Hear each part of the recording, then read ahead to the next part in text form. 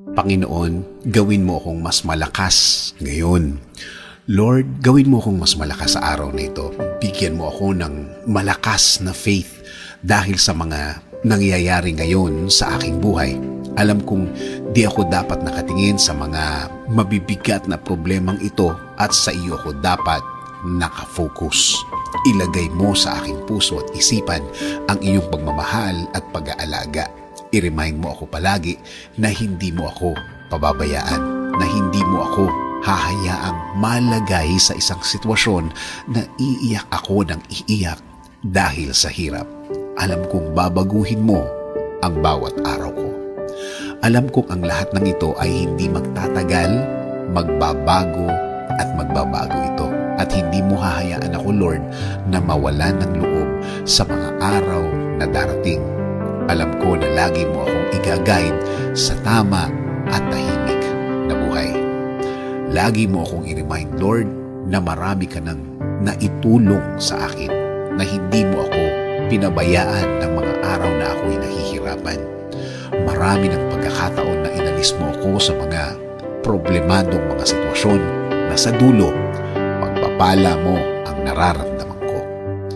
Alam ko na this faith of mine can move mountains, na hindi ako dapat papadaya sa aking nakikita, na dapat mag-focus ako sa iyong blessings na laging available para sa akin at sa aking mga mahal sa buhay. Alam ko din, Lord, na andyan ka na magsimula ang mga problemang ito.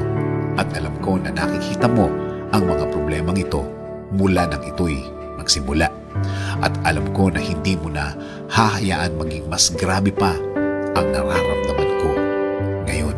Wasak-wasak man ang nasa harapan ko, alam ko mabubuo ang lahat.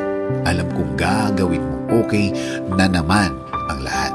Kaya, Panginoon, alam kong hindi ito ang dulo ng bawat nangyayari ngayon. Alam kong aalis ako sa sitwasyon na ito ng mas matibay at mas malakas. Alam ko rin na mas matalino akong lalagpas sa sitwasyong ito. Alam kong marami na naman akong matututunan. Alam kong lagi kang nakabantay at lagi mong tinitingnan ang aking kapakanan. Kaya maraming salamat pa din sa araw na ito.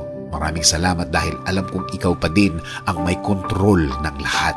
Isinusuko ko na po ang lahat sa iyo, Panginoon, at patuloy niyo pong pasukin ang buhay ko. At araw-araw po akong kaasa at kakapit sa iyo, Lord. In Jesus' name I pray.